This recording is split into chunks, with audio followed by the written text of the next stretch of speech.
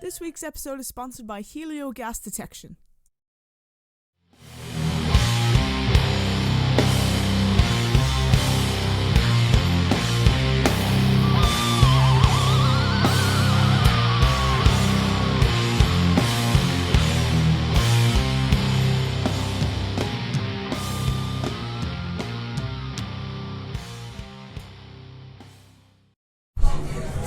This is Letty for the Metal Saw podcast. I'm here with the lads from Barrfite. How are you doing?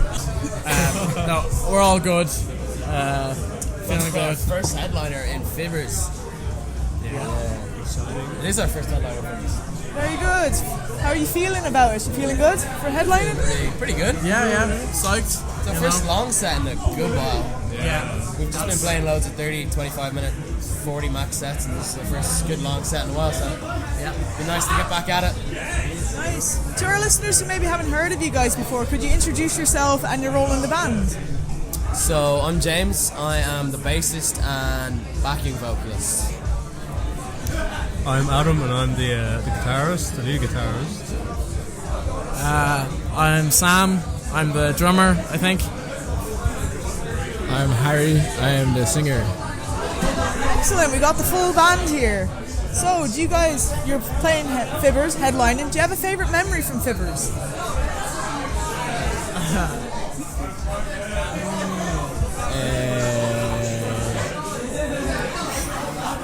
So there's this one band, right? Their name is like a play on an abortion term. Oh my god. Really, bro? What? Yeah. Tell a story. Called Co-Hanger Solution. To air them out. Okay. Yeah. Okay. Yeah. So we had a friend come along to the gig and got Go on. semi-molested.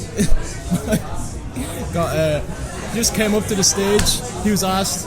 Crowd was asked to come up. He got motorboarded. He got motorboarded. But However, I think probably our first gig here is one of the most memorable because we were completely underprepared. And we're a very different band to where we are now. But I think the first one was all vibes, no musicianship. And how do you compare it now? Do you have more musicianship? I can't say that word. And vibes. One of our friends came to see us at that gig, and then they came to see us at our first headliner. And the difference was, came up to me mid-set, and they said, "Wow, you guys aren't shit anymore." So I think that was a marked improvement moment. Yeah. Fair enough. So how did the band start? Well, me and James met before all four of us met in college, and we had an idea to start a band. It was supposed to be a sludge or a doom band. Yeah, a lot more doomy than what we are now, being very grungy. Yeah. And then we met Sam and Harry in college as well. We were all in college, and we just kind of formed a band. And our first gig was February 19th, 2023. So we've been a band for well over a year now, year and a half. Yeah, actually a year and a half this month, isn't it? Yeah. And I think we're a completely different band to when we started. I think now we're definitely more grungy, hard rock, maybe even a cheeky little bit of new metal here and there. But that's kind of how we started. And where was your first gig? Here. First gig was here, February 19th, 2023. Coming full circle with your anniversary just around the corner. Yeah, for better or for worse. maybe it's not quite, blasphemy, but we've worked our way up the ladder and now we're headlining. So we went from support to headline. So that feels good. Nice one. Congratulations to you guys anyway. Thanks. So you guys released the single, Black Sheep, this year. How was the recording process for it? Was it fun or? Out of all the recordings we've done, I think Black Sheep was most painstaking. Yeah, we'll just leave it at that, I think. Painstaking. But we got there in the end, and it's our first single, and a lot of memories and good times as well. That's all I'll say about it. It was, I think it was our first time recording all together, and I think it definitely got some getting used to. But I think when we went and recorded some of our new stuff, we were definitely much more prepared, and I think just get ready for the new stuff. I think it sounds much better than some of our older material, but I still think Black Sheep is a good mark in our start. It's a good starting point, and it's only way is up, I think. Hopefully. And did you do Black Sheep in a home studio, or did you go out to a recording studio to record it? We went to a recording studio of one of our mates. It was a brand new studio, and I think for the song and how much we got it for, I think it's absolutely incredible recording. Big up to Connor Middleton of Resolute Studios out in Artane. You should hit that lad up, and I think it's a great place to start recording. And definitely if you want killer drum tracks. It's a really good song. I listened to it a couple of times, and it's really, really good. No worries. Is there a story behind the song, how it got its name, or? About what? About which song? Black Sheep. Black Sheep. This guy would love to tell you there is. Yeah, I think there's a hidden meaning around There's the definitely a song. hidden meaning behind it. I thought the song, my interpretation was, I remember said to Harry, I was like, oh, so this is like a soldier, like, didn't get accepted, and he's like, no, that's bullshit, like, Rhymes and it sounds cool. It's grunge, man. yeah, I thought it was like some dude looking for the promised land, fighting for his country, and he was the black sheep, and then he was like, no, It rhymes. no, it had absolutely nothing to do with that, so. I didn't know those were the criteria of grunge. You had to sound cool and rhyme. It's provocative. Gets the people going. Gets the people going. That's it. Doesn't matter what it means. You can all give an answer for this question. If you could collaborate with any musician, dead or alive, who would it be? And it doesn't have to be for Barrfite. So an answer each, is there? Lane Staley. It doesn't have to be with Barrfite, and just in general. Oh, come back to me. Ask the other guy. No worries. Only one answer. Has to be Dimebag Darrell. Of course. Solid choice. I would love to collaborate with someone we actually know quite well. His name is Dave Magee.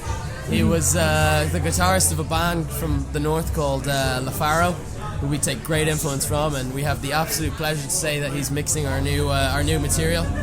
And I think he's definitely spurred us on, definitely kept us going, and he's quite close to us now, and I think we'd love to have him on a track at some point. So big up Dave Magee.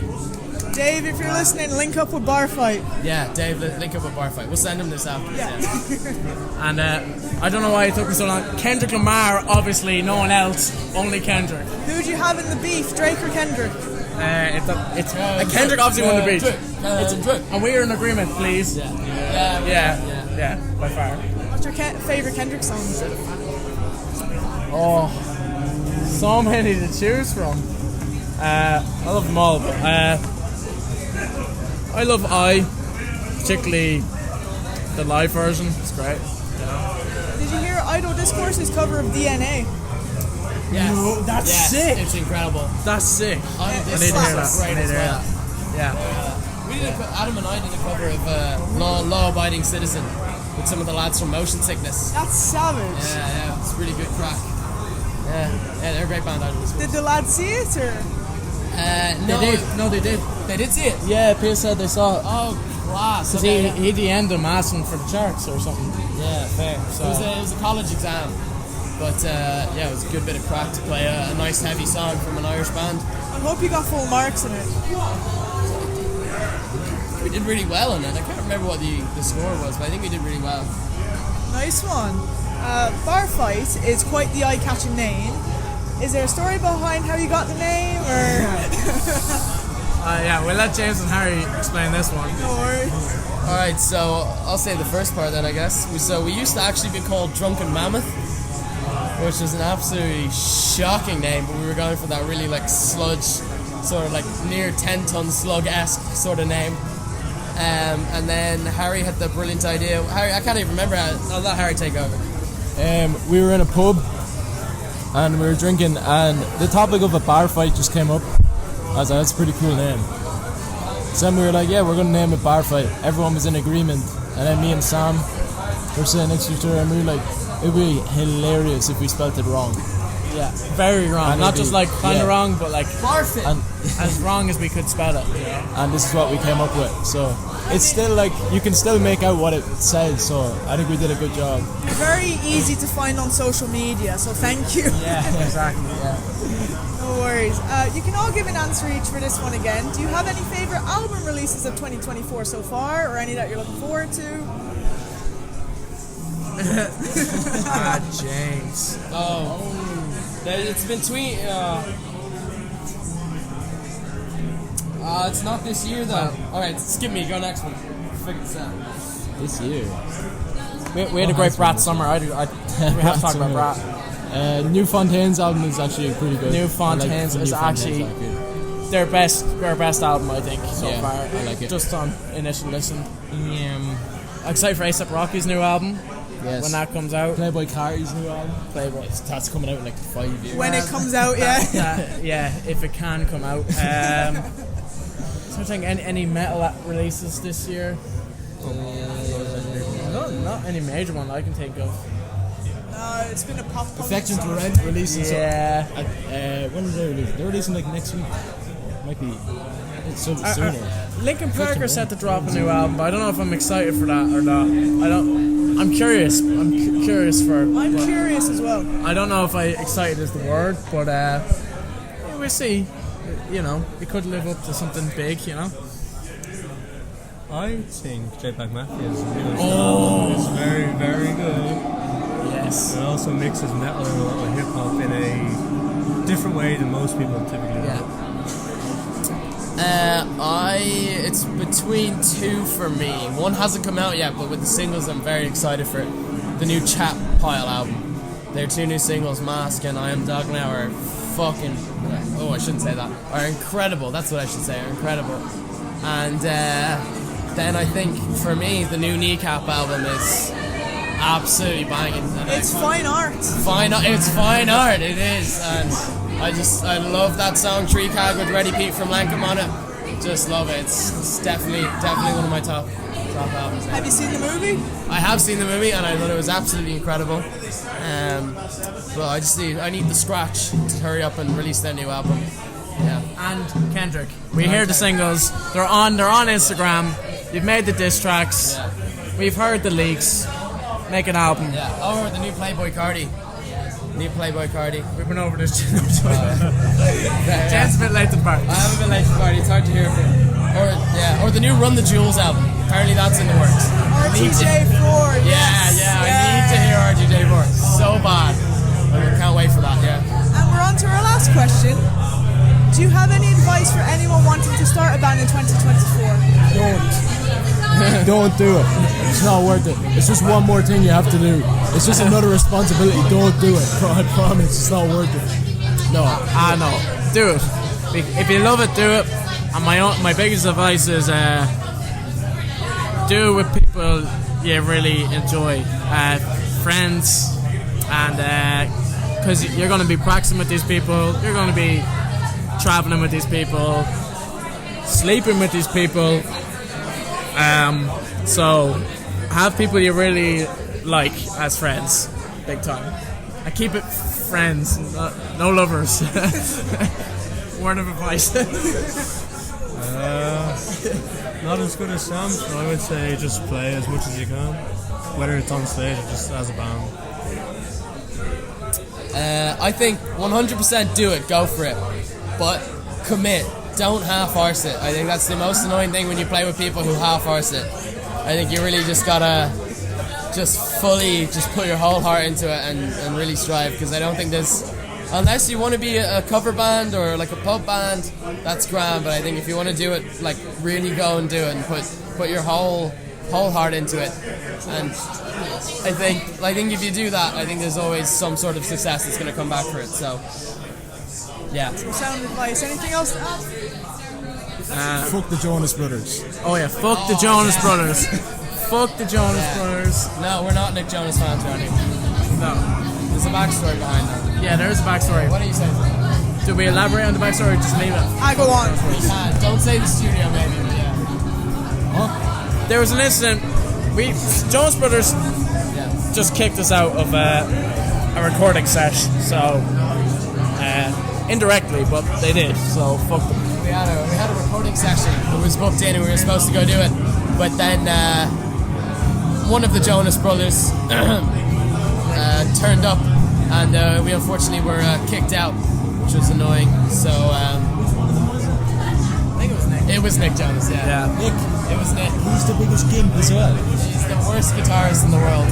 I mean, that is some claim to fame that you got kicked out of the recording session by one of the We never even got to meet them. We were just told we couldn't do it. And it was more their management team. Yeah. It wasn't even them. Yeah. The management team were like, get out. But big up from AJ for having us in for that as well. Fair enough. Guys, thank you so much for taking the time out your night to talk with me. Of course, thanks for having us. thanks, Thanks for taking And time out Black of your Sheep day. is out now. Yeah, Black Sheep out. And follow the Spotify's and Apple Music and YouTube because more to come where that came from. Is that what they say? Also, check out our stuff on SoundCloud. We have some demos and live stuff up on SoundCloud. We'll be posting some more. We'll post tonight's gig up. If you don't, then you'll know it's been a disaster. But stay tuned for some more gigs and some possible soon releases. For sure. Thanks, guys. Thank you very much. Thank you.